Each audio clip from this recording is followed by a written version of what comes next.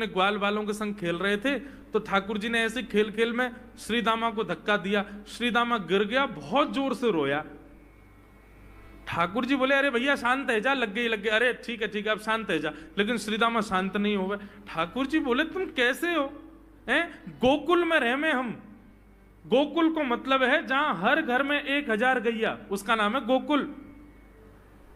इतनी गैयान को दूध घी दही सब हमारे घर में होवे, अरे खा पी के ने बढ़िया अपनी शरीर को बनाओ, खेल खेल में लगती रहे, इतना रोवे को कहा मतलब है। तो श्री दामा क्रोध में भर के बोला तू तो राजा को बेटा है लाला, तो को मक्खन खावे को मिले, घी खावे को मिले, दही पीवे को मिले, हम लोग तो बेचारे गरीब ब्रजवासी हैं, हम लोग जितना दूध घी दही बनावे सब कंस के लोग ले जामे हमारे यहां से। कंस ने ब्रजवासीन के ऊपर कर लगा रखो है, टैक्स लगा रखो है, कहा कि प्रत्येक ब्रजवासी को इतनो मटका भर के घी दूध दही सब मथुरा भेजना पड़े, हम लोग घर में ना रख सकें, क्योंकि कंस के सिपाही जब आके हमारे घर की तलाशी करें, यदि इतने मटका हमारे घर को प्रसारित हैं, वहां से ज्यादा यदि हमारे घर में मिल गए तो मृत्यु दंड होगा हमारा।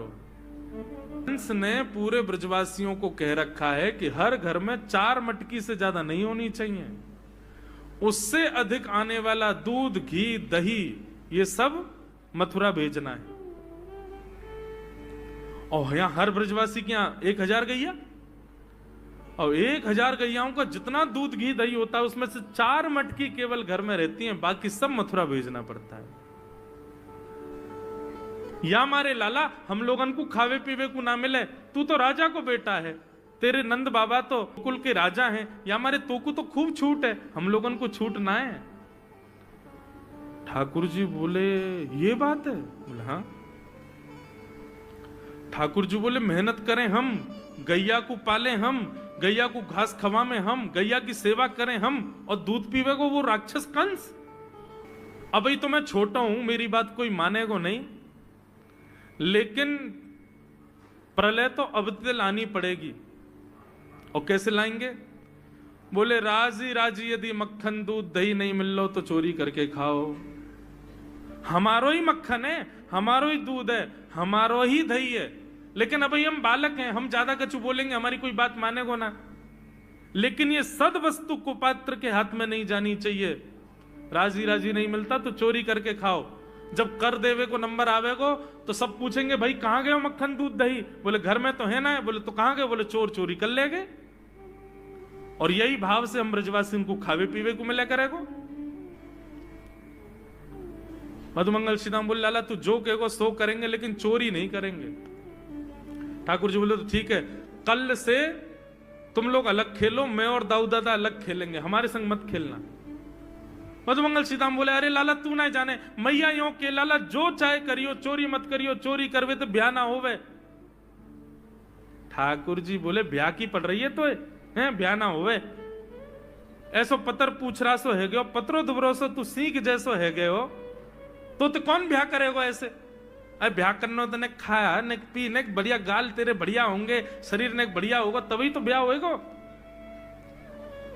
अब भैया हमारी बात सुन लो, जितने अच्छे काम करने सब आज कर लो, कल से चोरी करेंगे, पूरे ब्रजमंडल में आतंक मचाएंगे, हमारो ही दूध घी दही है और हम ही चोरी करके खाएंगे।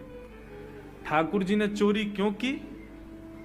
क्योंकि सारा गौरस बेवजह मथुरा भेजा जाता था और मथुरा से कंस पूरे भारत में वितरित करके खूब धन कमाता था।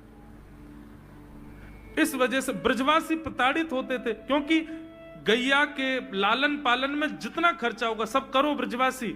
4 मटके मिलते थे, 4 में से 3 को तो बेच देते थे, 1 में पूरा घर चलता था। यह हालत थी ब्रज की। इसलिए ठाकुर जी ने कहा कि भैया राजी राजी नहीं तो गैर राजी, हम जितने बाकी की मटकी मथुरा भेजे वाली उनको सबन को तोड़ फोड़ करेंगे, उनमें से मक्खन निकाल निकाल के खाएंगे, एक दूसरे को खवाएंगे और सब यहीं रहेगो, मथुरा नहीं जाएगो कछु भी। इसलिए ठाकुर जी ने चोरी की। सबसे पहले प्रैक्टिस अपने घर में ही कर लें कैसे करनी है चोरी। सो अगले दिन ठाकुर जी सवेरे उठे और देखने लगे यशोदा मैया देख तो नहीं रही, और ठाकुर जी चुपचाप गए महाराज जहां पर सारे मक्खन दूध दही रखे, वहां पहुंच गए गौरस भंडार में। और गौरस भंडार में एक मटकी के ऊपर से ढक्कन हटाए करके जैसे ही ठाकुर जी ने हाथ बोर के पानो प्रारंभ किया, सामने एक खंबा था, उसमें मणि लग रही थी। आज पहली बार 3.5 वर्ष की आयु में ठाकुर जी ने अपना प्रतिबिंब देखा। ठाकुर जी ने जैसे ही प्रतिबिंब में अपने रूप को देखा, अपने रूप को देख करके ठाकुर जी बोले, हो तू भी आयो यहां चोरी करवे? अपने आप से ही बात कर रहे हैं ठाकुर जी। अरे मैंने कही तो हती अपने अपने घर में चोरी करनी है, तू दारी के मेरे घर में आगो चोरी करवे? ठाकुर जी अपने प्रतिबिंब से बात कर रहे हैं। अब गौरस भंडार में ठाकुर जी की आवाज गूंज रही थी और वो गूंजते हुए रसोई घर में जा रही थी। रसोई में मैया ने सुनी, बोले ये लाला कहां ते बोल लो है? उठ गयो कन्हैया, मुझको पतो भी ना चली, नूपुरन की आवाज ना आई। मैया दौड़ करके गई तो देखा ढूंढते ढूंढते गौरस भंडार में ठाकुर जी अपने प्रतिबिंब से बात कर रहे हैं। कितनी सुंदर झांकी है ठाकुर जी की। ठाकुर जी मक्खन पा रहे हैं। बोले अच्छा अब आ तो गयो है यहां पे, लेकिन सुन चुपचाप चोरी करके भाग जाइयो, मेरी मैया बहुत मारेगी तो को। बाकू यदि पतो चल गई तू चोरी कर रहा है तो को उखलते बांध देगी, मेरी मैया बहुत मारेगी। चुपचाप चोरी कर और निकलने आते। ठाकुर जी चोरी की बात कर रहे थे, यशोदा मैया ने पीछे से सुनी, लाला ओ कन्हैया। ठाकुर जी घबरा गए, मैया कैसे आ गई? हाँ मैया, कौन सी बात कर रहे हो तू?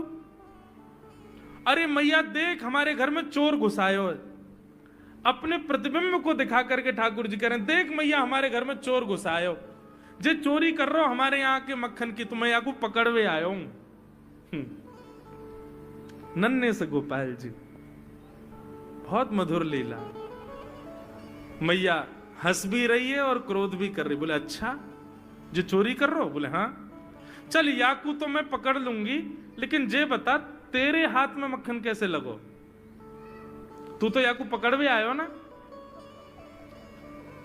अब मैया याकी मैं कहा बताऊं, तेने मेरे हाथ में पद्मराग के ऐसे ऐसे बढ़िया कंगन पहना रखे हैं, कड़ूला पहना रखे हैं सोने के। जब मैं धूप में निकलूं ना तो धूप की किरण से मुंह को बहुत जलन है जाए हाथ में।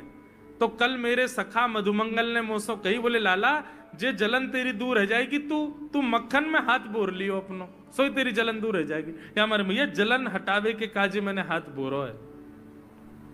मैया बोली अच्छा चल लाला, यहां तो तेरे जलन है रही और यहां मक्खन कैसे लगो?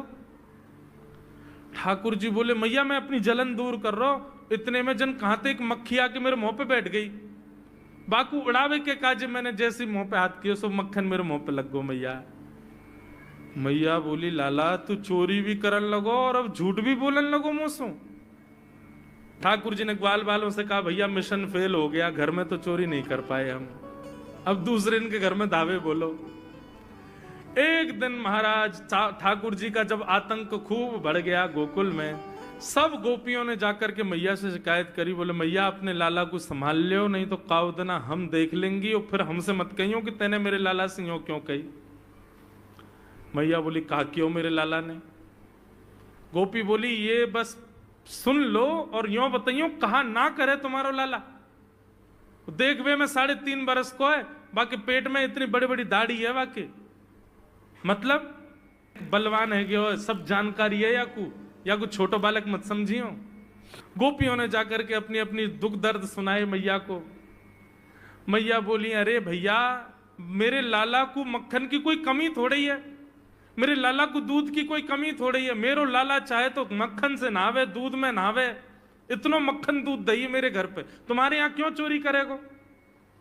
अरे कई बार बालकन को अपने घर को भोजन बढ़िया ना लगे, दूसरे के घर को बढ़िया लगे, अगर बार ने तुम्हारे यहाँ की नेकात मक्खन खा लिया तो वहां इतना रो क्यों रही हो?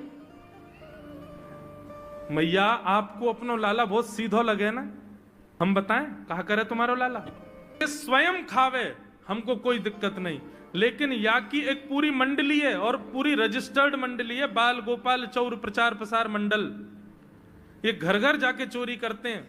और मैया तुम्हें कहा बताऊं, जैसे ही कोई गोपी के नयो बालक होवे ना, तो तुम्हारो लाला पूरे मंडल के साथ आवे और वह लाला के सिर पे हाथ धर के, छोटे से बालक के सिर पे हाथ धर के बस 1 वर्ष की प्रतीक्षा, फिर तुम भी हमारी मंडली में आ जाओगे।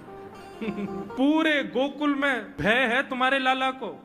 स्वयं खावे, ग्वाल बालन को खवावे। मैया यहां तक भी बात समझ में आवे, ग्वाल बालन को खवावे, यो नहीं कि नेकाद मक्खन बच जाए तो रहम करके हमारे काज छोड़ जाए, वाकू बंदरन को खवा दे।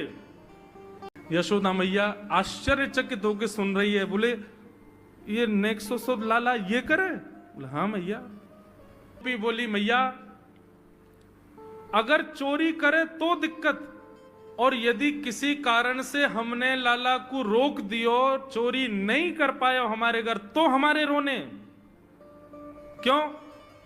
बोले चूल्हा में ते कोयला लेके आवे और वह घर के बाहर हवा बना जाए, और यों के अब जब तक या घर से मक्खन नहीं मिलेगा या के घर के लोग भूखे रहेंगे, और इन लोगों को भोजन छुड़वाने की जिम्मेवारी हमारी। बोले कहा करे फिर?